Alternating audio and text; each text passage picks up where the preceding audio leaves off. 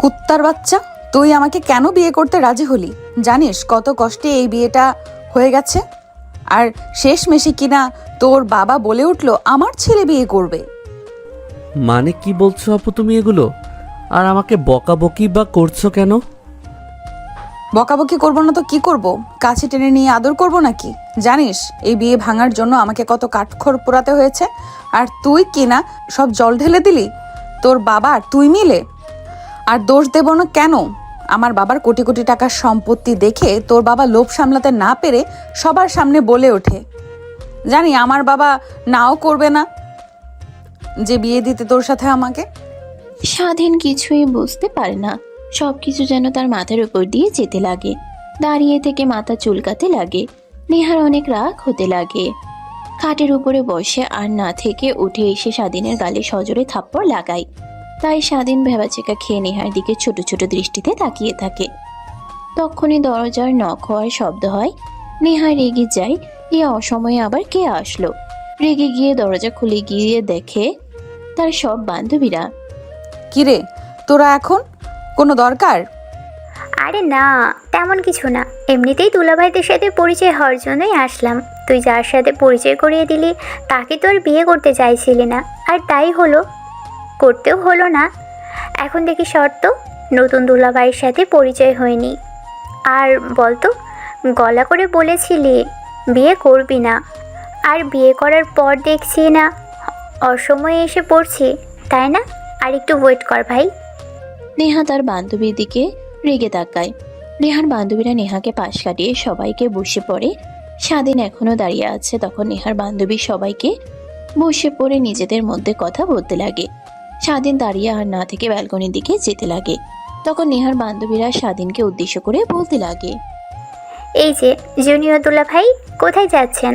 হ্যাঁ, আমরা আসলাম আপনার সাথে পরিচয় হওয়ার জন্য, আর দেখছি ভয় পেয়ে ব্যালকনির দিকে যাচ্ছেন। কই না তো, মানে জুনিয়র দুলাভাই দেখছি অনেক লজ্জা পেয়ে গেছেন।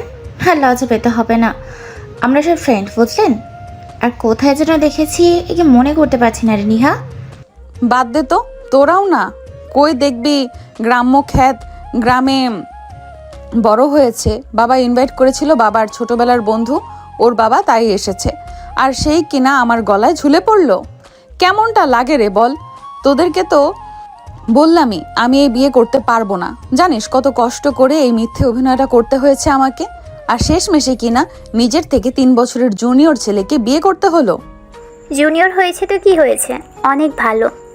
তোকে কখনো কিছু বলবে না, তোকে শাসন করবে না, তোর মন তোর যা খুশি তাই করে চলতে পারবি, আর তোর কথাই উঠবোস করবে, বুঝলি?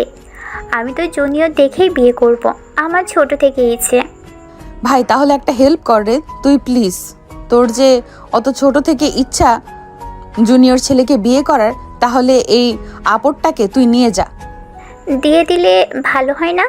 হ্যান্ডসাম আছে আর কিউট দেখতে অনেক, আমি তো ক্রাশ খেয়ে গেছি রে, প্লিজ দিয়ে দে কোনোভাবে আমাকে। কথাটা বলে নেহার বান্ধবীরা নিজেদের মধ্যে হাসাহাসি করতে লাগে। স্বাধীনের আর ভালো না লাগায় সেখান থেকে চলে আসে সোজা ছাদে। নিচের দিকে তাকিয়ে দেখে সবাই অনেক আনন্দ করছে। পাশে দেখে তার বাবা আর নেহার বাবা দুজনে বসে থেকে হাসাহাসি করছে। স্বাধীন তার বাবাকে হাসি খুশি দেখে তার ঠোঁটের কোণায় হাসির রেখা ফুটে ওঠে, আর মনে মনে বলতে লাগে, জানি না তারা যখন জানতে পারবে যে এই বিয়েতে নেহা ওর কোনো মত নেই, তখন তারা কি মনে করবে, আর কেন যে আসতে গেলাম। এখন কি হবে? নেহা পুজোর আগে আর আমার উপর রেগে রয়েছে। তিনি তো কখনোই আমাকে মেনে নেবে না, আর আমি তার থেকে ছোট। সব মেয়েরই স্বপ্ন থাকে তার থেকে বড় ছেলেকে বিয়ে করার। আল্লাহ, কি এক ঝামেলায় পড়লাম। কথাগুলো দাঁড়িয়ে থেকে নিচের দিকে তাকিয়ে স্বাধীন ভাবছিল। তখনই তার কাঁধে কেউ হাত রাখে। স্বাধীন চমকে উঠে পিছনের দিকে তাকিয়ে দেখে নেহার মা। স্বাধীন তাড়াতাড়ি করে নিজেকে সামলে নিয়ে বলতে লাগে, আন্টি, আপনি এখানে? আন্টি বলেছ কাকে বাবা? এখন থেকে মা বলে ডাকবে। আর নিজে থেকে দেখছিলাম তুমি অনেকক্ষণ ধরে ছাদে দাঁড়িয়ে আছো, তাই আসলাম। তার রুমে না গিয়ে ছাদে এসে দাঁড়িয়ে আছো যে, কিছু কি হয়েছে? কি আর হবে, যা হওয়ার তা তো হয়ে গেছে।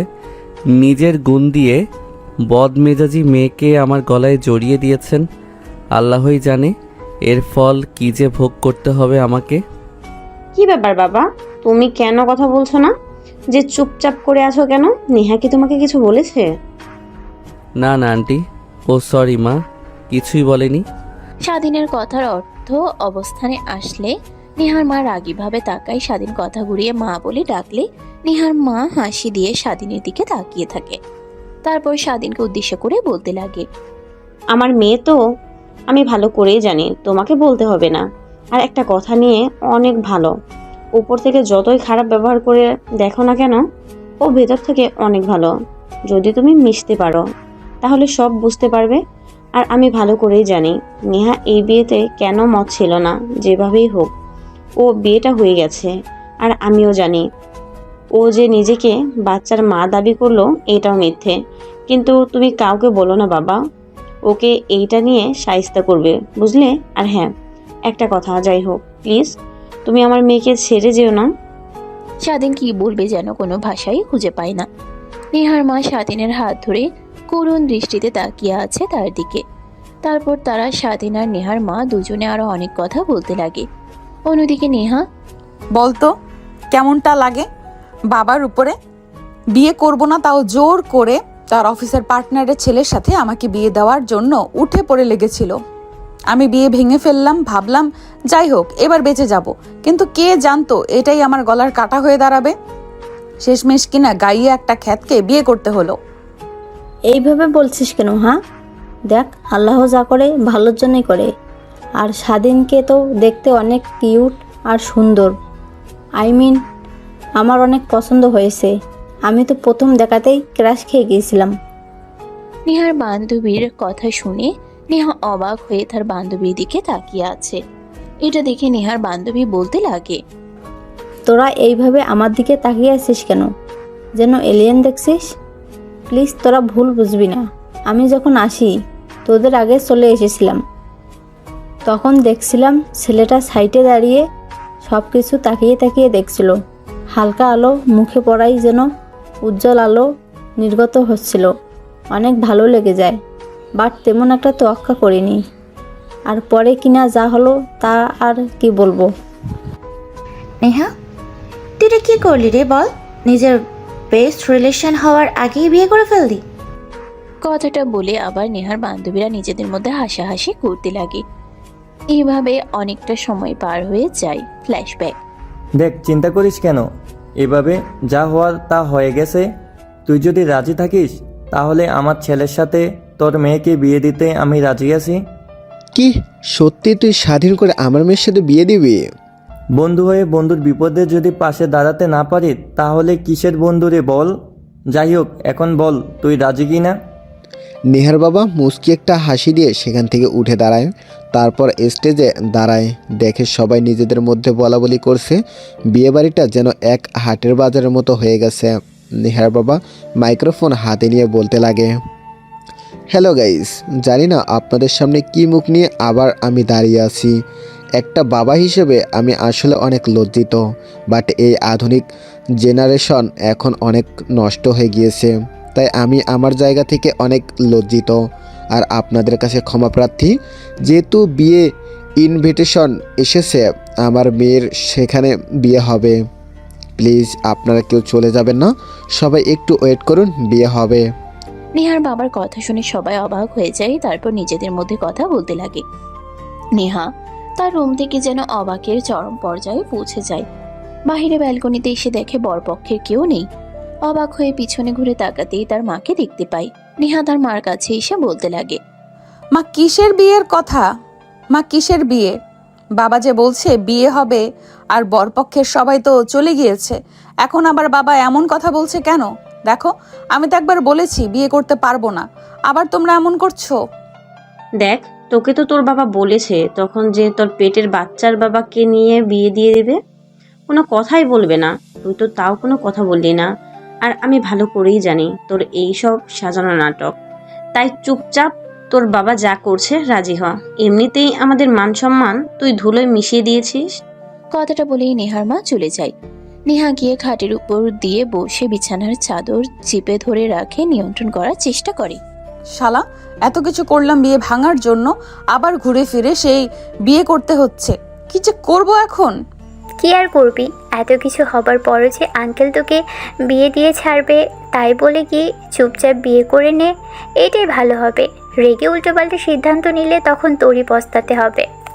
নেহা কিছু একটা ভেবে চুপ হয়ে যায়, তারপর তার মা আর বাবার কথা মতো বিয়ে করে নেয়। বর্তমান। কিরে, দুলাভাই কোথায় গেল? আসলাম পরিচয় হওয়ার জন্য, উল্টো আমাদের দেখে পালিয়ে গেল। ধ্যাৎ, বাদ দে তো, এমনিতেই ভালো লাগছে না, তার উপর তোর ওই কুত্তার বাচ্চাকে নিয়ে পড়ে আছিস। চল ড্রিঙ্কস করি, ভালো লাগছে না। কি বলছিস তুই? পাগল হয়ে গিয়েছিস নাকি? তোর মাথাটা পুরোই খারাপ হয়ে গেছে। আজকে তোর বিয়ে আর বলছিস আজকে ড্রিঙ্কস করবি? দেখ ভাই, আজকে অন্তত বাদ দে। না, এমনিতেই যে রাগ হয়ে আছে মাথাটা, ড্রিঙ্কস না করা পর্যন্ত তা কমবে না। তোরা একটু দাঁড়া, আমি নিয়ে আসছি।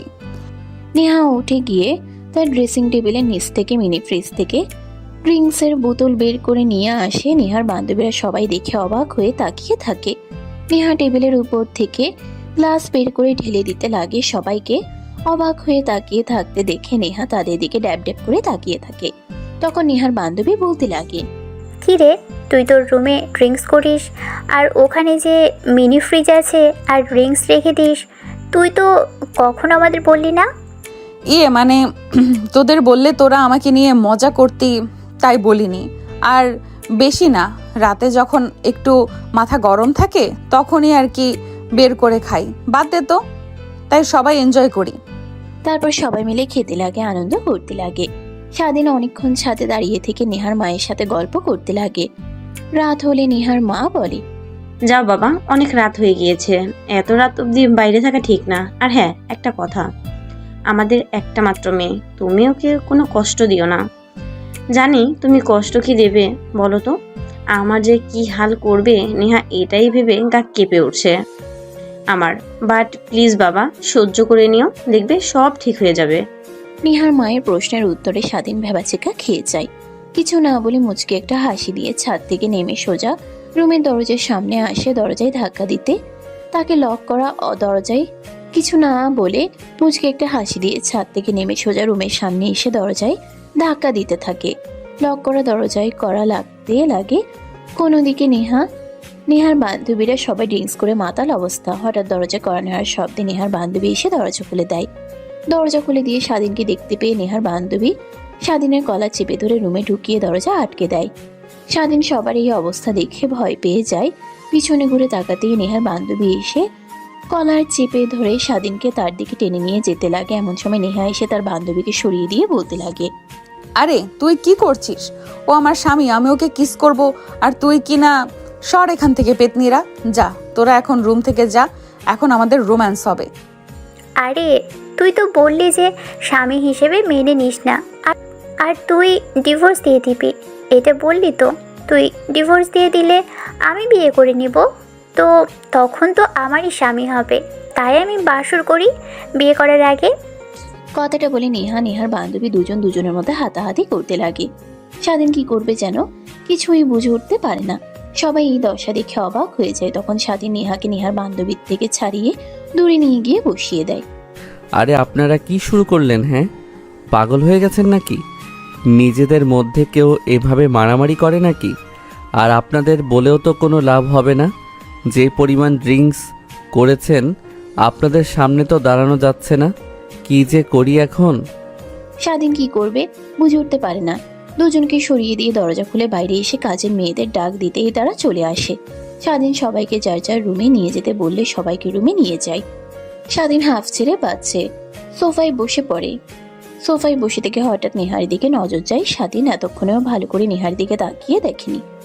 ঘুমন্ত চেহারা যেন এক অন্যরকম সৌন্দর্য বিরাজ করছে নেহার মাঝে। কথাটা ভেবে স্বাধীন নিজের মাথায় আলতো করে আঘাত করে ভাবতে লাগে, স্বাধীন, কি ভাবছিস তুই? এই বিয়েটা উনি মেনে নেয়নি, আর তোর কাছ থেকে অনেকেই অনেক কিছু আশা করলে কি হবে? যার সাথে বিয়ে হয়েছে সে যদি মেনে না নেয় তাহলে কিভাবে কে? তাই ওর কাছ থেকে দূরে দূরে থাকতে হবে তোকে। আর যে মেয়ের বাবা আল্লাহই জানে তোর কপালে কি আছে। কথাটা ভেবে স্বাধীন উঠে দাঁড়াতেই বোতলের সাথে পা লেগে পড়ে যেতে নিলে কোনোভাবে নিজেকে সামলে নেয়। নেহার দিকে তাকিয়ে দেখে সে ঘুমাচ্ছে। হঠাৎ বমি করতে লাগে। স্বাধীন দ্রুত গিয়ে নেহাকে কোলে তুলে নিয়ে ওয়াশরুমে যায়। তারপর নেহাকে ফ্রেশ করিয়ে দিয়ে খাটের উপর শুয়ে দিয়ে বোতলগুলো পরিষ্কার করে স্বাধীন পরে ঘুমিয়ে পড়ে। পরের দিন সকালবেলা ঘুম ভেঙে যায় সূর্যের আলো লাগাতে। মিট করে তাকিয়ে দেখে এখনো নেহা পড়ে পড়ে ঘুমাচ্ছে। স্বাধীন ঘুমিয়ে আর না থেকে উঠে ওয়াশরুমে চলে যায়। ফ্রেশ হয়ে বাহিরে আসতেই দরজায় কড়া নাড়ার শব্দ হয়। স্বাধীন দরজা খুলে দিয়ে দেখে নেহার মা দাঁড়িয়ে আছে, 2 হাতে 2 cup coffee. Good morning aunty. তোমাকে আর কতবার করে বলবো বাবা যে আমাকে আন্টি বলে ডাকবে না? এখন থেকে তুমি আমার মেয়ের জামাই, আমারও ছেলে। আমাকে মা বলে ডাকতে পারো তো। নেহা কি এখনো ঘুম থেকে ওঠেনি? এত বেলা হয়ে গেছে, পড়ে পড়ে ঘুমাচ্ছে। সরি, আর না মানে রাতে ওই নেহা আপু। স্বাধীনের কথা শেষ হবার আগেই নেহা পিছন দিক থেকে চেঁচিয়ে উঠে বলতে লাগে, কই মা, এই তো উঠে গিয়েছি, এমনিতেই শুয়েছিলাম, ভালো লাগছিল না তাই। স্বাধীন ভয় পেয়ে যায়, পেছনে ঘুরে তাকিয়ে নেহাকে দেখে।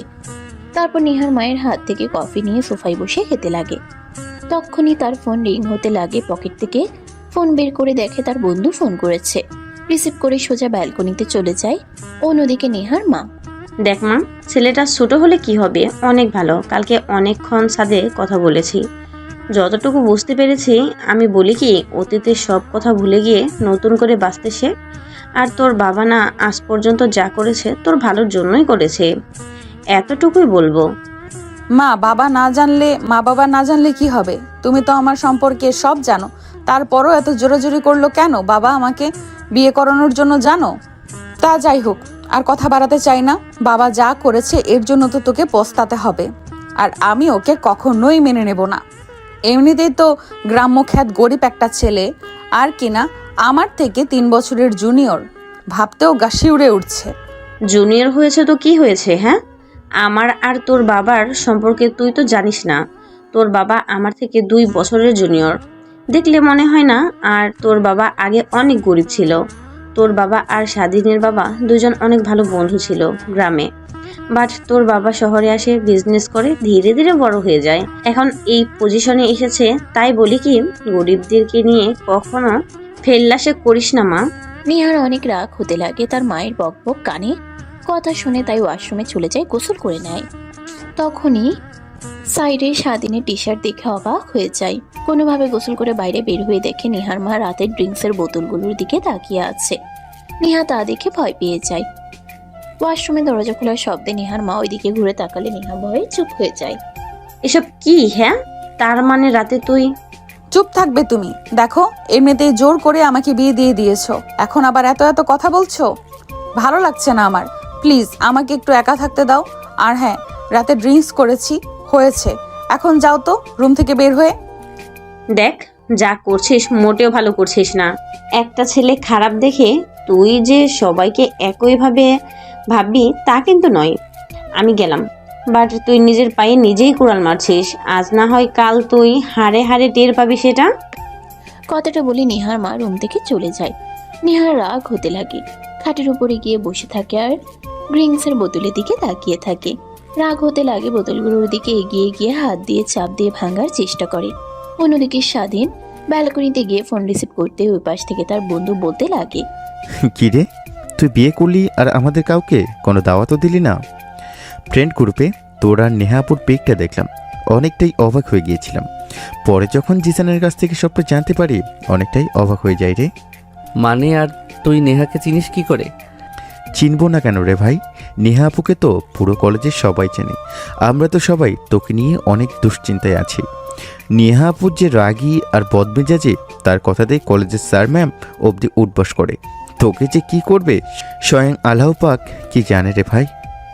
যাই করিস, ওনার থেকে একটু দূরে দূরে থাকিস। কি, নেহা আপু আমাদের কলেজে পড়ে, বাট আমি তো কখনো তাকে দেখলাম না। তুই দেখবি কি করে রে? তুই তো সকালে কলেজে যাস আর কলেজ শেষ করে বাইরে বের হোস, আর এর মধ্যে কি আর একবারও কলেজের বাইরে আসিস যে তুই দেখবি বা জানতে পারবি তার বিষয়ে? যাই হোক, বিয়েটা করে আবার আমাদেরকে ভুলে যাস না। এখন থেকে তো নেহা আপুদের বাসাতেই তোকে থাকতে হবে মনে হয়। না রে, সেটা তো বলতে পারবো না। তারপর স্বাধীন তার বন্ধুর সঙ্গে কথা বলতে লাগে। হঠাৎ ঘরের মধ্যে থেকে কাঁচ ভাঙার শব্দ হলে স্বাধীন ফোন কেটে দিয়ে ভিতরে এসে দেখে নেহার হাত দিয়ে রক্ত পড়ছে আর সাইডে অনেকগুলো ড্রিঙ্কসের বোতল ভেঙে পড়ে আছে। স্বাধীন এসে নেহার হাত সরিয়ে ফেলে। নেহা স্বাধীনের দিকে কোনো কর্ণপাত নেই, এখনো কাচের ভাঙা বোতলগুলোর দিকে তাকিয়ে আছে। স্বাধীন নেহার হাত থেকে এক এক করে কাচের অংশগুলো বের করতে লাগে। হঠাৎ কাঁচ স্বাধীনের হাতে লেগে কেটে যায়, সেদিকে কোনো খেয়াল নেই। পাগল হয়ে গেছেন নাকি আপনি? হ্যাঁ, কেউ এভাবে কাজ ভেঙে হাতে ঢুকিয়ে ফেলে নাকি? তুই আমাকে বিয়ে কেন করলি রে? আর আমাকে বিয়ে করতে রাজিই বা হলি কেন? দেখেন আপু, না করার মতো কোনো পরিস্থিতি ছিল না। আর বাবার আঙ্কেলের মুখের দিকে তাকিয়ে আমি আর কিছু বলিনি। আর বিয়েটা হয়েছে কিভাবে সেটা তো আপনি ভালো করেই জানেন। তারপর বারবার এক কথা বলছেন কেন? দেখেন, আপনার যদি অমত থাকে তাহলে আপনাকে ডিভোর্স দিয়ে দেব, তাও নিজেকে এভাবে ক্ষতি করেন না আমার জন্য। জানি জানি, সব তোদের লোক দেখানো। সেই তো আমার বাবার টাকার লোভ সামলাতে না পেরে বাবা ছেলে মিলে বুদ্ধি করে আমাকে বিয়ে করেছিস। নেহার কথার প্রতি উত্তরে কি বলবে স্বাধীন যেন কোনো ভাষা খুঁজে পায় না। নেহার কথা শুনে মিটিমিটি করে হাসতে লাগে আর নেহার হাত থেকে কাচের ভাঙা অংশগুলো বের করতে লাগে। তারপর এই দিক ওই দিক তাকিয়ে ফার্স্ট এড বক্স খুঁজতে লাগে। হঠাৎ আলমারির ওপরে দেখতে পেয়ে উঠে গিয়ে নিয়ে আসে, নেহার হাত ব্যান্ডেজ করে দেয়। এখনো স্বাধীনের দিকে ড্যাব ড্যাব করে নেহা তাকিয়ে আছে আর মনে মনে বলছে, কি ছেলে রে বাবা, এত এত কথা বললাম যেন কোনো কথা কান অবধি যাচ্ছে না। তার নিজের মতো করে কাজ করেই চলেছে। ওর জায়গায় অন্য কোনো ছেলে হলে এত কথা বলার কখন চলে যেত। কি ভাবছেন? এইভাবে তাকিয়ে ব্যান্ডেজ করা হয়ে গেছে? গোসল করে এসে মাথায় কি এমন ভূত চাপলো হাতে? বোতল ভেঙে কাচের টুকরাগুলো ঢুকাতে হলো? নাকি মা এসে কিছু বলে গিয়েছে তার জন্য এমন রাগ কাটিয়েছেন আমার উপরে, না জেনে বোতলের উপরে? কথাটা বলে দাঁত বের করে স্বাধীন মিটিমিটি হাসতে লাগে। নেহার অনেক রাগ হতে লাগে। মাকে? হ্যাঁ, আর তুই কাকে মা বলছিস? কেন আপু, আপনার মা তো আমারও মা। আপনাকে বিয়ে করেছি তাই আন্টি আমাকে বলেছে যেন এখন থেকে মা বলে ডাকে, তাই ডেকেছি। স্বাধীনের কথা শুনে আরো রাগ হতে লাগে। তারপর নেহা উঠে গিয়ে ড্রেসিং টেবিলের সামনে গিয়ে বসে থাকে। স্বাধীন সেই দিকে আর না তাকিয়ে নিচে চলে যায়। দেখে তার বাবা আর নেহার বাবা দুজনে বসে গল্প করছে। স্বাধীন যেতেই তাদের সঙ্গে গল্প করতে লাগে। হঠাৎ দেখে নেহা ছোট ড্রেস পরে ব্যাগ কাঁধে নিয়ে বের হচ্ছে। নেহার বাবা অবাক হয়ে যায়। স্বাধীনের বাবা তো অবাকের চরম পর্যায়ে পৌঁছে যায়, কারণ গ্রামের মানুষ কখনো এমন পোশাক পরিধান করতে মেয়েদের দেখেইনি। এখন এমন পোশাক পরে কাঁধে ব্যাগ নিয়ে কোথায় যাচ্ছিস? কোথায় আর যাব, কলেজে যাচ্ছি। আজ নতুন দেখছো নাকি প্রশ্ন করছো? তা না, দেখ মা, আগে যা করার তা তো করেছিস, এখন বিয়ে করেছিস, স্বামী আছে তোর, তোর নিজের একটা সংসার আছে। এমন ছোটোখাটো পোশাক পরে বাইরে বের হওয়া যাবে না। আর কালকে তো বিয়ে হলো, আজকে কলেজে যেতে হবে না। স্বাধীনকে 2-1 দিন সময় দে, তারপর না হয় যাস। দেখো বাবা, তোমাদের কথা মতো বিয়েতে রাজি হয়েছি। এখন আবার তুমি আমার লাইফে অন্য কাউকে কখনোই ইন্টারফেয়ার করাবে না। আমি যেভাবে চলবো একান্ত নিজের ব্যক্তিগত। দেখ মা, তুই হয়তো ভুলে যাচ্ছিস যে তোর বিয়েটা কিভাবে হয়েছে। যদি স্বাধীনের বাবা স্বাধীন এখানে আসতো তাহলে আমার মান সম্মান কাটা যেত। আর তোকে তো কতবার করে বললাম, তুই যে ছেলেকে ভালোবাসিস সেই ছেলে বাচ্চা তোর পেটে, তাকে নিয়ে আয়, আমি মেনে নেব, কোনো কথাই বলবো না। কিন্তু তুই তো তখনও চুপ করেছিলি, কোনো কথা বলছিলি না। আর কি সে ছেলে, ওর পরিচয়টা একবার দিয়ে দেখ, ওর কি হাল করি। তোমাকে কিছুই করতে হবে না। কথাটা বলে বাইকের চাবি হাতে নিয়ে ঘোরাতে ঘোরাতে বের হয়ে যেতে লাগে। স্বাধীনের বাবা তো অবাক হয়ে নেহার বাবার দিকে তাকিয়ে আছে। নেহার বাবা মাথা নিচু করে সোফায় বসে থাকে ফ্লোরের দিকে তাকিয়ে। তখনই নেহার বাবা স্বাধীনের বাবার 2 হাত জোর করে ফেলে তারপর বলতে লাগে, দেখ, তুই আমাকে প্লিজ ক্ষমা করে দে। আমি তোর ছেলের জীবন নষ্ট করে ফেলেছি, দিয়েছি একমাত্র মেয়ে, আদর দিতে দিতে একদম মাথায় তুলে ফেলেছি। আমাদের কোনো কথাই শোনে না, নিজের মতো চলাফেরা করে। হ্যাঁ ভাই, প্লিজ ক্ষমা করে দেন আমাদের দুজনকে। দেখেন, স্বাধীনের মতো এত ভালো একটা মেয়ের জামাই হিসেবে পাওয়া আমাদের সৌভাগ্য। কিন্তু সবার সামনে যে নেহা মিথ্যে নাটক সাজিয়েছিল তার পেটে বাচ্চা, এটা একদমই মিথ্যে কথা। ওর ডকুমেন্টগুলো সব মিথ্যে ছিল। ও বিয়ে করতে রাজি ছিল না। আমি আর আপনার ভাই মিলে বিয়ে করাতে রাজি করিয়েছি, কিন্তু ওর মাথায় যে এত বুদ্ধি ঘুরপাক খাচ্ছিল তা আমরা জানতাম না। না না, তোমরা ক্ষমা চাচ্ছ কেন? দেখো, তোমাদের তো এখানে কোনো ভুল নেই। কিন্তু আমার মাথাতে একটা বুদ্ধি আছে, জানি না আদৌ কাজ করবে কিনা, বাট মনে হয় কাজ করবে। তারপর নেহার বাবা স্বাধীনের বাবাকে তার বুদ্ধির কথা খুলে বলে। নেহার বাবা স্বাধীনের বাবা দুজনে শুনে অনেক খুশি হয় এবং কাজ করবে এটাও বলে। তারপর তারা একসঙ্গে আড্ডা দিতে লাগে। অন্যদিকে স্বাধীন নেহার এমন ব্যবহার আর পোশাক আশাক দেখে অবাক হয়ে যায়। সেখানে বসে থাকতে না পেরে উঠে বাইরে বাগানে গিয়ে বসে থাকে। নেহা ভার্সিটিতে চলে যায়। তার বান্ধবীরা বসে আড্ডা দিচ্ছিল, সবাই অবাক হয়ে যায়। কিরে, ভাবলাম তো আজকে জুনিয়র দুলাভাইকে ছেড়ে রুম থেকে বেরই হবে না, আর আজকেও কিনা এই পোশাক পরে ভার্সিটিতে চলে এসেছিস। আরে তোরাও না ওই গাইয়া খ্যাটটাকে নিয়ে পড়ে আছিস। তোদের এত করে বললাম যে দেখবি, করতে চেয়েছিলাম না, শেষমেশে ভাঙবে সক্ষম হয়। বাট কোথা থেকে যে ওই গরিবের বাচ্চাটা বের হয়ে আসলো আল্লাহ জানে। বাট একটা কথা কি হবে, অনেক কিউট হ্যান্ডসাম আছে, কিন্তু আমি তো প্রথম দেখাই ক্যাশ খেয়ে গিয়েছি। ক্রাশ খেয়ে কোনো লাভই হবে না, আমারও ক্রাশ। নেহা তার দুই বান্ধবীর এমন কথা শুনে রীতিমতো অবাকের অষ্টম পর্যায়ে পৌঁছে যায়। রাগ হতে লাগে। সেখানে আর না থেকে সোজা ক্যান্টিনে চলে যায়। তখন স্বাধীনের বন্ধু নেহাকে দেখে খানিকটা ভয় পেয়ে যায়। আপু আপনি এমন করছিস কেন? হ্যাঁ, আগে হয়তো বা কখনো দেখিসনি, ভয় পেয়ে আছে। সর, ভালো লাগছে না। স্বাধীনের বন্ধু উঠে পড়ে নেহা বসে থাকে। স্বাধীনের বন্ধু দ্রুত ক্যান্টিন থেকে বের হয়ে স্বাধীনকে কল করে। স্বাধীন বসেছিল, এমন সময় ফোন আসায় বের করে দেখে তার বন্ধু। রিসিভ করতেই ওই পাশ থেকে স্বাধীনের বন্ধু বলতে লাগে, শালা তুই কাকে বিয়ে করছিস? হ্যাঁ, কালকে বিয়ে হয়েছে আর আজকেই ভার্সিটিতে চলে এসেছিস? আমি তো রীতিমতো ভয় পেয়ে গিয়েছিলাম। আর এইসব কি পোশাক পরে আসে যে সব ছেলেরা তাকিয়ে থাকে? দেখ, বাদ দে কথা। কালকে তো তোকে ফোনে সব বললাম যে নেহা আপু আমাকে মেনে নেয়নি, আর বিয়েটা কিভাবে হয়েছে এখনও এমন কথা বলছিস? রাখ ফোন। আর কালকে ম্যাসে চলে যাব, বাবা বাড়িতে চলে যাবে। এখানে থাকার বিন্দুমাত্র ইচ্ছা নেই, ভালো লাগে না। এত বড় বাড়ি, বাট কোথাও গিয়ে শান্তি পাই না। কথাটা বলেই স্বাধীন তার বন্ধুর সঙ্গে কথা বলতে লাগে। দেখতে দেখতে অনেকটা সময় পার হয়ে যায়। কথা বলা শেষ হলে স্বাধীন ফোন কেটে দেয়। তারপর সোজা রুমে চলে যায়। গিয়ে নেহার পড়ার টেবিলে বসে বই পড়তে লাগে। তখন হঠাৎ নজর যায় স্বাধীনের নেহার ডায়েরির দিকে।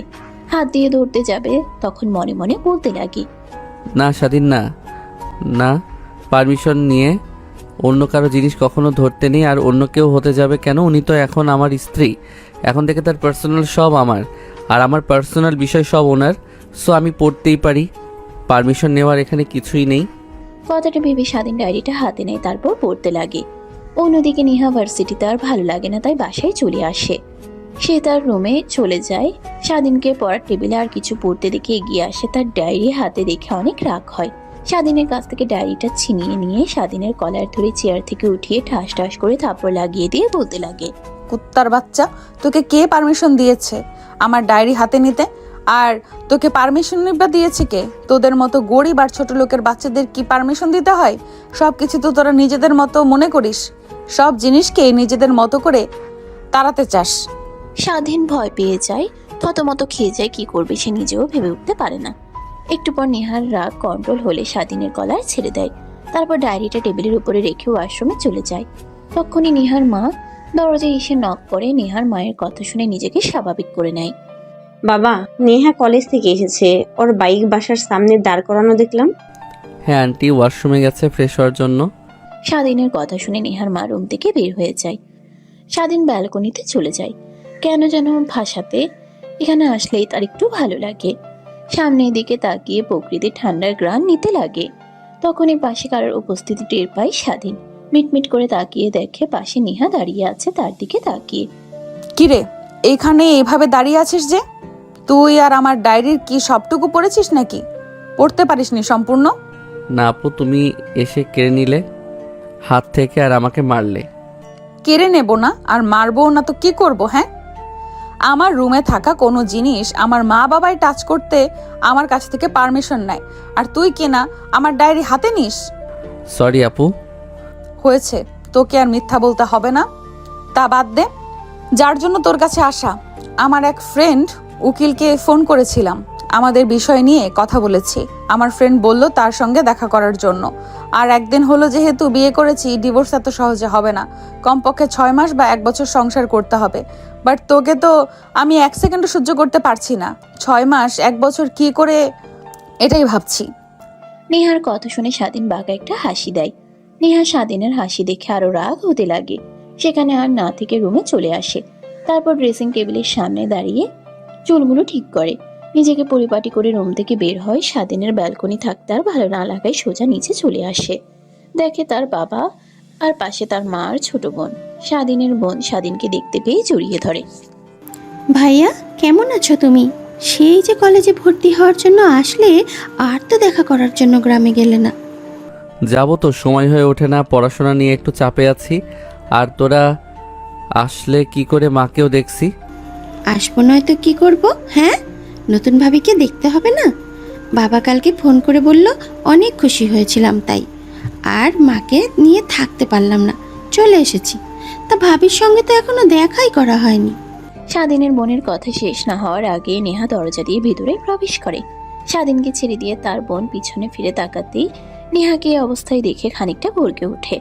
স্বাধীনের দিকে বাঁকাভাবে তাকিয়ে বলে, ভাইয়া, তার মানে কি এটাই আমাদের ভাবি নাকি?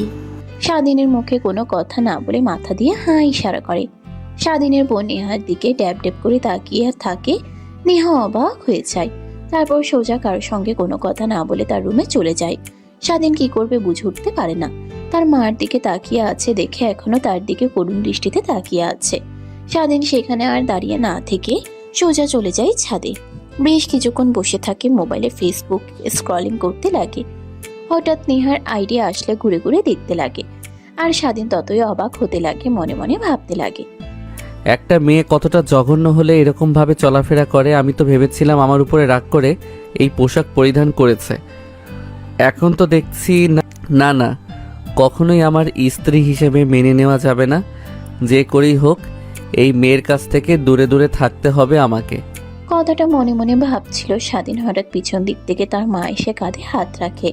স্বাধীন চমকে যায়, পিছনে ঘুরে তাকিয়ে তার মাকে দেখে বুকে থুতু দিয়ে বলে, মা তুমি এখানে?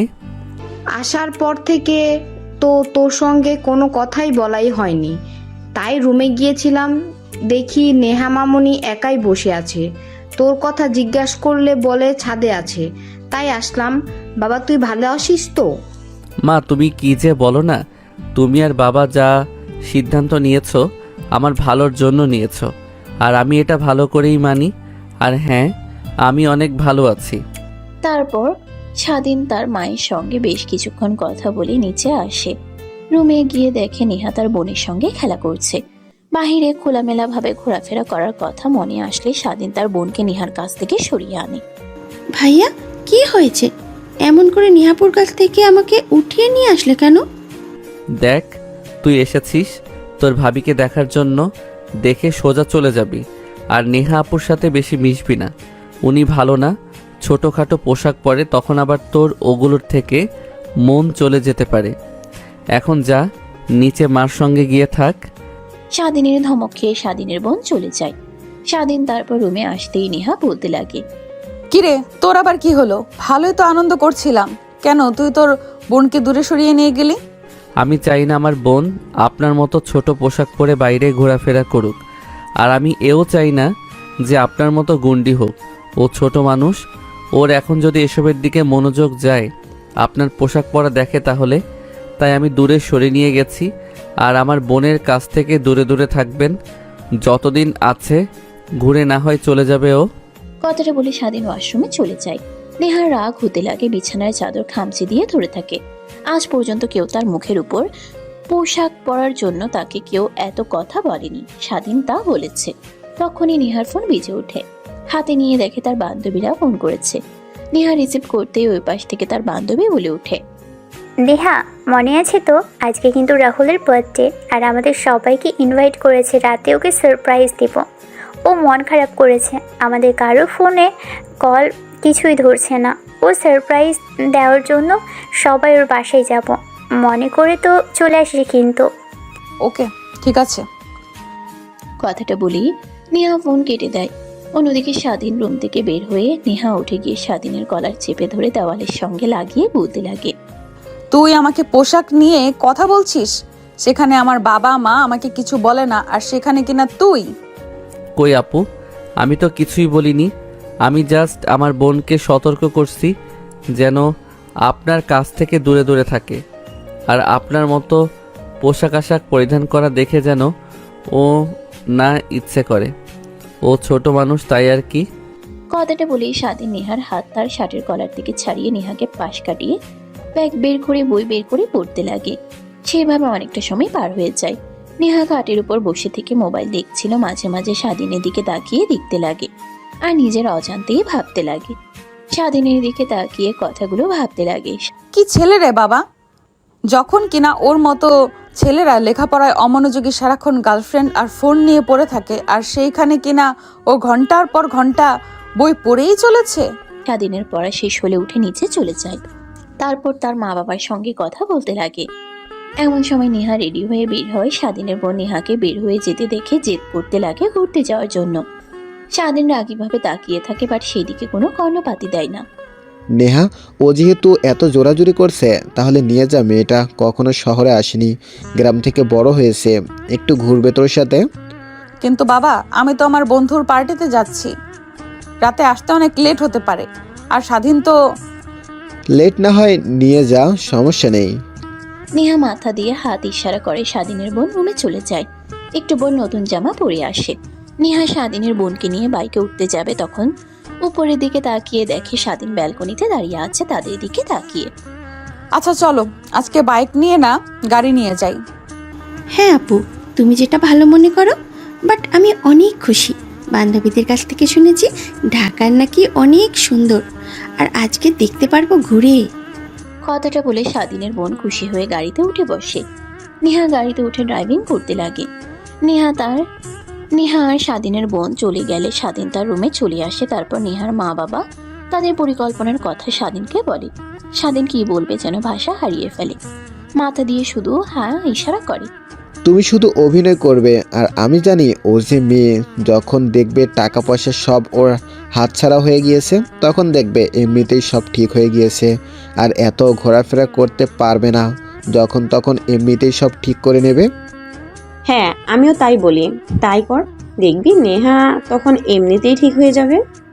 তারপর তারা কথা বলতে লাগে। স্বাধীনের অনেক চিন্তা হতে লাগে তার বোনকে নিয়ে, কারণ নেহা যে মানুষ, ড্রিঙ্কস করে কোথায় কিভাবে পড়ে থাকে সে নিজেও জানে না। দেখতে দেখতে অনেকটা রাত হয়ে যায়। গাড়ির শব্দ হয়। দরজার দিকে তাকাতেই দেখে তার বোন আর নেহা হাসতে হাসতে আসছে। স্বাধীনের বোনের হাতে অনেকগুলো ব্যাগ। তারপর নেহা স্বাধীনের বোন দুজনে বসে গল্প করতে লাগে। হয়তো রাত হয়ে গেলে খাওয়া দাওয়া করে যে যার রুমে চলে যায়। স্বাধীন রুমে গিয়ে সোজা পড়ার টেবিলে বসে বই বের করে পড়তে লাগে। এমন সময় নেহা বলতে লাগে, তোর কি কোনো কাজ নেই? হ্যাঁ, খেয়ে সারাক্ষণ শুধু বই বের করে পড়াই দেখি। তোর ফোন নেই? চাইলে তো ফোনে বন্ধুদের সাথে কথা বলতে পারিস। আছে তো, বাট আমার সব বন্ধুরা রিলেশন করে, ওরা সারাক্ষণ ওদের গার্লফ্রেন্ডকে সময় দেয়, কথা বলে, তাই আমিও আর ওদের বিরক্ত করি না। আর এছাড়াও কথা বলতে তেমন ভালো লাগে না, বই পড়তেই অনেক ভালো লাগে। হ্যাঁ, এর জন্যই হয়তো বা 1 বছর হলো আমাদের কলেজে পড়ছিস, বাট তোকে কখনো চোখের সামনেই পড়েনি আমার। মানে? এত মানে করছিস কেন? অনেক ঘুম পেয়েছে, রাত অনেক হয়েছে, লাইট অফ কর। লাইটের আলোয় ঘুমাতে পারছি না। স্বাধীন নেহার কথা শুনে বই বন্ধ করে ব্যাগ গুছিয়ে রাখে। লাইট অফ করে ড্রিম লাইট অন করে দেয়। সোফায় গিয়ে ঘুমাতে যাবে, তখনই নেহা বলে, সোফায় ঘুম আসছিস কেন? এইটুকু সোফা, তোর তো জায়গাই হবে না ওখানে। আমাকে নিয়ে এত কিছু না ভাবলেও চলবে, আমি এখানেই মানিয়ে নিতে পারবো। হয়েছে, তোকে আর বড় বড় কথা বলতে হবে না। আয় খাটে ঘুমা, মাঝখান দিয়ে কোলবালিশ রেখে দেব। আর তুই যে ছেলে, মনে তো হয় না আমার পারমিশন ছাড়া আমাকে টাচ করবি। নেহার কথা শুনে স্বাধীন তাকায় একবার সোফার দিকে, আরেকবার খাটের দিকে তাকায়। নেহার কথা ঠিক, সোফা অনেকটাই ছোট, ঠিক মতো ঘুমোতে পারবে না সে। কালকে রাতে ঘুমানোর কথা মনে হলো, এখনো গা ব্যথা করছে। তাই আর কোনো কিছু চিন্তা না করে নেহার পাশে গিয়ে মাঝখান দিয়ে কোল বালিশ রেখে ঘুমিয়ে পড়ে। নেহার ল্যাপটপ অন করে মুভি দেখতে লাগে। স্বাধীন এপাশ ওইপাশ করে শুয়ে থেকে ঘুমানোর চেষ্টা করে। চোখ মেলে তাকিয়ে নেহাকে ঘুমোতে না দেখে বলতে লাগে, আপনি না বললেন মাথা ব্যথা করছে, তাহলে ল্যাপটপ অন করে কি করছেন? ঘুমান, আমাকে তো পড়তে দিলেন না আপনি। এত লেখাপড়া করতে হবে না, চুপচাপ করে ঘুমা। নেহার ধমক খেয়ে স্বাধীন চুপ হয়ে যায়, আর কোনো কথাই বলে না। এক পর্যায়ে ঘুমিয়ে পড়ে। নেহার মুভি দেখা শেষ হলে স্বাধীনের ঘুমন্ত চেহারা দেখে কেন যেন এক ভালো লাগা কাজ করে, নিজের অজান্তেই ভাবতে লাগে। নেহা কি কিউট দেখতে তোর বরটা, যদি আদর করতে পারতি তাহলে কতই না ভালো লাগতো তোর। ছোট হলে কি হবে, কেউ তো দেখে বুঝতে পারবে না যে ছোট, আর 5টা ছেলের মতো না। ও কেন যে এত লেখাপড়া নিয়ে পড়ে থাকে? বিয়ে তো হয়েছে, আমি তো স্ত্রী, চাইলেই তো অধিকার বসিয়ে নিতে পারে, তা না উল্টো করে আমার পোশাক আশাক নিয়ে পড়ে আছে। আরে যে ছেলে লেখাপড়ার দিক থেকে ওর দৃষ্টি সরায় না, যেন কি ভাবছিস? তুইও তো তোর ছোট, আর তুই মেনে নিবি না কখনো ওকে? না না, ওর কাছে বেশি যাওয়া যাবে না, মায়া বাড়ানো যাবে না, ডিভোর্স দিয়ে দিতে হবে। ছোট লোকের বাচ্চাটা সব সময় ছোট লেগে থাকে। কথাটা ভেবেই নেহা ঘুমিয়ে পড়ে। অন্যদিকে স্বাধীনের সকাল সকাল ঘুম ভেঙে যায়। বুকের উপরে ভারী কিছু অনুভব হয় দেখে নেহা তাকে শক্ত করে জড়িয়ে ধরে ঘুমিয়ে আছে। মাঝখানে কোলবালিশ নেই, যেন তাকে কোলবালিশ মনে করে জড়িয়ে ধরে শুয়ে আছে।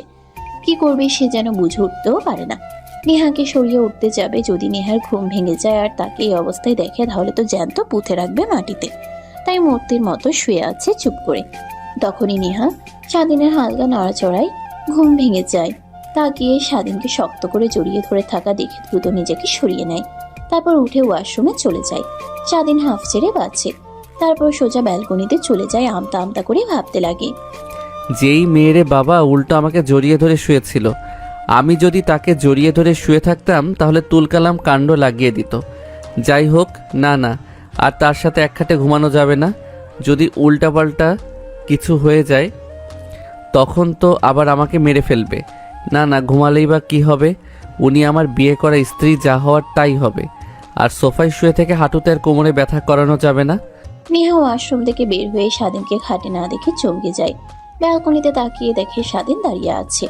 একটু পর ভেতরে আসে। নেহাকে এই অবস্থায় দেখে রীতিমতো চমকে উঠে চিৎকার দিতে যাবে, অমনি নেহা গিয়ে স্বাধীনের মুখ চেপে ধরে বলতে লাগে, পাগল হয়ে গেছিস নাকি?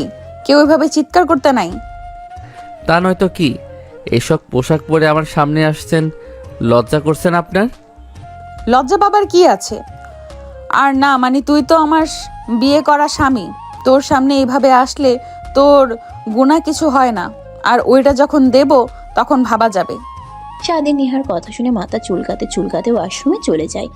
গোসল করে বাহিরে বের হয়। ঘড়ির দিকে তাকিয়ে দেখে অনেকটা বেলা হয়ে গিয়েছে।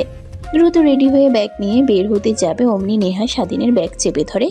স্বাধীন পিছনে ঘুরে তাকিয়ে নেহাকে দেখতে পেয়ে বলে, আপু, আমার ব্যাগ ধরলে কেন? ছাড়ো, অনেক লেট হয়ে গিয়েছে, কলেজে যেতে হবে। সময় মতো না পৌঁছালে স্যার বকা দেবে আবার। কলেজ শুরু হতে এখনো 30 মিনিট বাকি আছে, আর এখান থেকে কলেজে যেতে মাত্র 10 মিনিট সময় লাগে। এত তাড়াতাড়ি কলেজে গিয়ে কি করবি? হ্যাঁ, আমি আর তুই তো একই কলেজে প্লাস ভার্সিটিতে ওখানেই পড়ি। না না, আমাকে তাড়াতাড়ি যেতে হবে, অনেক পড়া এখনো বাকি আছে। 2 দিন হলো কলেজে যাই না। বন্ধুদের কাছ থেকে রাতে নোট নিয়েছি, বাট পড়া হয়নি। আপনি তো পড়তে দিলেন না, উল্টো রাতভর মুভি দেখলেন। ভালো করেছি, আর এখন কলেজে যেতে হবে না, আমি আর তুই একসাথে কলেজে যাব। স্বাধীন নেহার কোনো কথা না শুনে রুম থেকে বের হয়ে কলেজের দিকে যেতে লাগে। অন্যদিকে নেহা ফ্রেশ হয়ে কালকের পোশাক পরতে যাবে, তখনই স্বাধীনের বোনের কথা মনে পড়ে। দেখো আপু, এইসব পোশাক পরা একদমই ভালো না। দেখো ওই ছেলেগুলো তোমার দিকে কিভাবে তাকিয়ে আছে। তোমার সৌন্দর্য তারা দেখছে না, তোমার দেহটা তারা দেখছে। তুমি অসুন্দর হলেও তাদের সমস্যা ছিল না, তারা তো তোমার দিকে তেমন নজরই দিচ্ছে না, তোমার দেহর দিকে দিচ্ছে। তাই বলি কি, এমন পোশাক না পরাটাই ভালো। কথাটা ভেবে নেহা তার ওয়ার্ড্রপ থেকে 3 পিস বের করে পরে আয়নার সামনে দাঁড়াতেই যেন এক অন্যরকম নেহাকে দেখতে পায়। তারপর ব্যাগ কাঁধে ঝুলিয়ে নিচে নামতেই দেখে নেহার বাবা আর উকিল।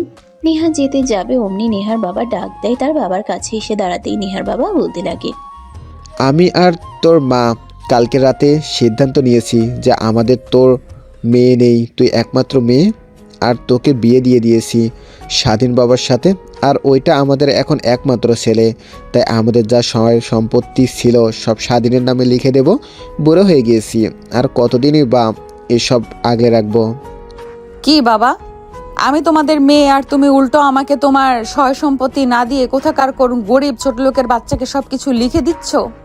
পরে যদি লোভ সামলাতে না পেরে আমাদের 3 জনকে বাসা থেকে বের করে দেয়, তখন আমাদের কি হবে একবারও ভেবে দেখেছো? আমি আমার বন্ধুকে ভালো করে চিনি, আর আমার বন্ধুর ছেলে কেমন হবে এটাও আমি ভালো করেই জানি। তোকে কখনো বলা হয়নি আজ আমার এত সম্পত্তি, এত এত টাকা পয়সার পেছনে একটা লোকের হাত ছিল, সেটা হলো স্বাধীনের বাবা। মানে দেখ, আমরাও ছিলাম অনেক গরিব। তুই হবার আগে আমি আর স্বাধীনের বাবা দুজনে গ্রামে কৃষি কাজ করতাম। আমাদের জমি ছিল খুব কম। স্বাধীনের বাবার থেকে স্বাধীনের বাবা আমাকে ওর জমি চাষ করতে দিত, বিনিময়ে কিছুই নেয়নি। তারপরও আমি নেশায় আসক্ত হই, অনেক টাকা নষ্ট করি, জমা জমি সব নষ্ট করে ফেলি। কি করব কিছুই বুঝে উঠতে পারিনি। পরে স্বাধীনের বাবা তার নিজের জমি বিক্রি করে দিয়ে আমাকে টাকা দিয়ে ঢাকায় পাঠিয়ে দেয় কাজ করার জন্য। তারপরে একটা দোকান কিনে ওইখানে বিজনেস শুরু করি। ওখান থেকে আজ এত দূরে এসেছি। তাহলে তুই বল, এসব সম্পত্তি হওয়ার পিছনে কার অবদান বেশি? আর আমাদের যদি বের করেও দেয় স্বাধীন, তাহলে আমার মনে কোনো কষ্টই থাকবে না, কারণ এইসব কিছু ওর নিজের। নেহা কি বলবে যেন কোনো ভাষাই খুঁজে পায় না। নেহার বাবা এক এক করে সব দলিলগুলোতে সাইন করে দেয়। নেহা রেগে রুম থেকে বের হয়ে যায়, গাড়ি নিয়ে ভার্সিটিতে চলে যায়। তারপর পার্কিং লটে গাড়ি রেখে স্বাধীনের ক্লাসরুম খুঁজতে লাগে। খুঁজতে খুঁজতে পেয়ে যায় নেহা সোজা ক্লাসরুমে ঢুকে স্বাধীনের কলার চেপে ধরে বাইরে বের করে পুরো কলেজের স্টুডেন্ট খুঁজতে খুঁজতে পেয়ে যায়। নেহা সোজা ক্লাসরুমে ঢুকে স্বাধীনের কলার চেপে ধরে বাইরে বের করে পুরো কলেজের স্টুডেন্ট সঙ্গে ম্যাম দেখে অবাক হয়ে যায়। নেহাকে কলেজের ম্যাম, প্রিন্সিপাল স্যার সবাই অনেক ভয় পায়। ম্যাম যেন কিছুই বলে না। নেহা হাত থেকে স্বাধীন ছাড়া পাবার চেষ্টা করে। আরে আপু কি করছেন, প্লিজ ছেড়ে দেন। পুরো কলেজের স্টুডেন্টরা আমাদের দিকে তাকিয়ে আছে, এইভাবে ম্যামের ক্লাসের মধ্যে থেকে আমাকে উঠে নিয়ে আসলেন। ম্যাম কি মনে করবে আমাকে নিয়ে? যা মনে করার করুক গিয়ে, আমার তাতে কি? আজ তোর একদিন কি আমার যে কয়দিন লাগে। দেখো আপু, আমি যদি ভুল কিছু করে থাকি তাহলে প্লিজ বাসায় গিয়ে আমাকে মেরো। এই কলেজের সবার সামনে আমাকে এভাবে অপমান করো না। নেহা বাঁকা একটা হাসি দেয়, তারপর স্বাধীনের কলার ধরে টানতে টানতে ফাঁকা রুমে নিয়ে গিয়ে দরজাটা আটকিয়ে দেয়। নেহার বান্ধবীরা গাছের নিচ থেকে দেখে দৌড়ে আসে, দরজা নক করতে লাগে।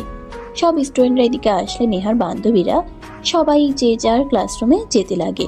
পুরো পরিবেশটা থমথমে বিরাজ করে। জানোয়ারের বাচ্চা, তোকে তো অনেক ভালো ভেবেছিলাম, আর তুই কি না আমার মা বাবার ব্রেন ওয়াশ করে তাদের আওতায় নিয়ে এসে সব সয় সম্পত্তি নিজের নামে করে নিচ্ছিস। মানে? এখন আবার মানে মানে করা হচ্ছে, তাই না? যেন কোনো কিছুই বুঝতে পারছিস না, কচি খোকা একটা। কি? কথাটা বলে নেহা স্বাধীনকে ঠাস ঠাস করে থাপ্পড় মারতে লাগে। স্বাধীন চুপ হয়ে যায়, অনেক রাগ হতে লাগে, কিন্তু কিছুই বলে না। এক পর্যায়ে নেহাকে তার কাছ থেকে ধাক্কা দিয়ে দূরে সরিয়ে দিয়ে বলতে লাগে, কি করবে? হ্যাঁ আমার নাম কি করবে? হ্যাঁ আমার নামে লিখে না দিয়ে আপনার মতো মাদকাসক্ত আর গুন্ডি মেয়েকে আঙ্কেল তার সহায় সম্পত্তি সব লিখে দিবে। দেখা যাবে যে পরে আপনি সব কিছু বিক্রি করে দিয়ে রাস্তায় নামিয়ে দিয়েছেন তাদের। কি?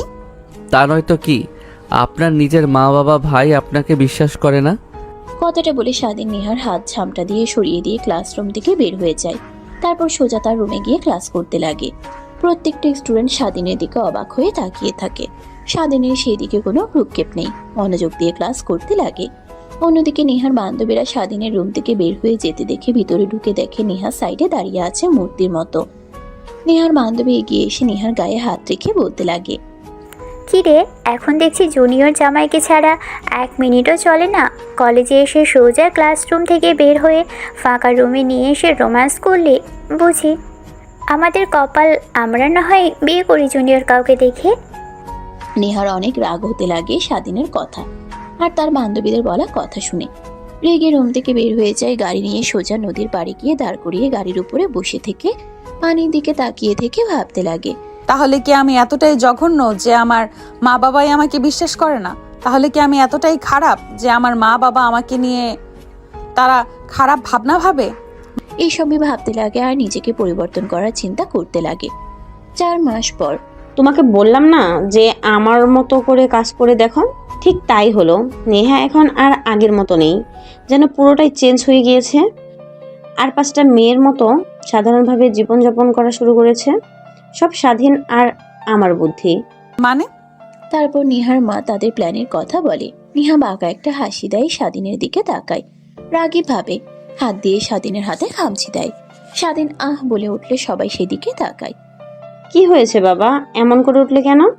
না মানে মা, হাতে কাটা বেঁধে গিয়েছে তাই। কি বলো, কাটা আসতে যাবে কই থেকে? খাবার তো খাচ্ছ মাংস দিয়ে। নিহার মায়ের কথা শুনে নিহার বাবা নেহা দুজনেই বিষমকিয়ে ওঠে। স্বাধীন ভেবাচিকা খেয়ে যায়। একটা মিথ্যা লুকানোর জন্য বড় মিথ্যার মাথায় নিতে হলো। তখনই নেহা দৌড়ে চলে যায়, বমি করতে লাগে। স্বাধীন খাবার রেখে নিহার কাছে যায়। নিহার অবস্থা দেখে অনেক চিন্তা হতে লাগে। নিহার মা কাছে এসে দেখে মেয়ের ওই অবস্থা, ভালো লাগতে লাগে, আবার চিন্তাও করতে লাগে। একটু পর নেহা স্বাভাবিক হলে হাসপাতালে নিয়ে যায়। পরীক্ষা নিরীক্ষা করে ডাক্তার হাসি মুখে রিপোর্ট নিয়ে আসে। নেহার মা বুঝতে পেরে অনেক খুশি হয়। কংগ্রাচুলেশন মিস্টার, আপনি বাবা হতে চলেছেন। আর আপনাকে দেখে এত চিন্তিত মনে হয়েছিল, না জানি আপনার বইয়ের কি এমন ভয়ঙ্কর রোগ হয়েছে যে। কি? হ্যাঁ, এই নিন রিপোর্ট, আমি আসছি। এতটুকুতেই এত নার্ভাস হতে নাই, বুঝলেন? কথাটা বলেই স্বাধীন থেকে ডাক্তার চলে যায়। নেহার বাড়ি গিয়ে এসে নেহার কপালে চুমু দিয়ে কেবিন থেকে বের হয়ে যায়। স্বাধীন নেহার পাশে চেয়ারে বসে নেহার হাত শক্ত করে জড়িয়ে ধরে কিস করে দুজনেই কান্না করে দেয়। তখনই হুড়মুড়িয়ে ভিতরে আসে নেহার সব বান্ধবীরা। স্বাধীন দ্রুতই নেহার হাত ছেড়ে দিয়ে দাঁড়িয়ে পড়ে।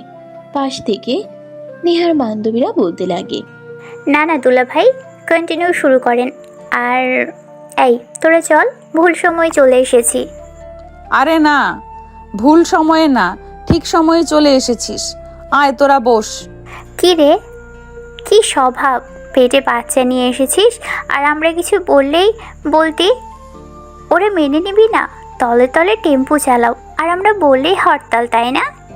থাক তোরাও না, কি যে বলিস না, বিয়ে করেছি আর স্বামীকে ছেড়ে দূরে থাকবো। নেহার কথা শুনে নেহার বান্ধবীরা হাহা করে হাসতে লাগে।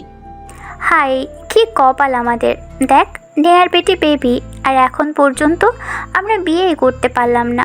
আমাদের বিয়ে হতে হতে দেখা যাবে, তখন নেহার ছেলে মেয়ে বিয়ে করতে উঠে পড়ে লাগবে। কথাটা বলেই নেহার বান্ধবীরা হাসতে লাগে। সেভাবে আরো অনেকটা সময় পার হয়ে গেলে নেহা উইশ করে তারা চলে যায়। স্বাধীন কেবিনের দরজা লাগিয়ে দিয়ে নেহার পাশে বসে হাত ধরে চুম্বন করতে লাগে। নেহা কান্না করে দিয়ে বলতে লাগে, প্লিজ এইভাবে মৃত্যুর আগ পর্যন্ত শক্ত করে হাত ধরে রেখো, কখনো ছেড়ে দিও না। ছেড়ে দেব কেন? আমি তো আমার সিনিয়র রাগী বদমেজাজি বউকে অনেক ভালোবাসি। আর এই যে হাত ধরেছি মৃত্যুর আগ পর্যন্ত, আর ছাড়ছি না। আমি আমার জুনিয়র ভোলা ভালা বরটাকে অনেক ভালোবাসি। এইভাবেই সমাপ্তি ঘটে আরো একটা ভালোবাসার। বেঁচে থাকুক ভালোবাসা। দেখা হবে আরো একটা নতুন কোনো গল্প নিয়ে। ততক্ষণে ভালো থাকুন, সুস্থ থাকুন। আল্লাহ হাফেজ। সমাপ্ত।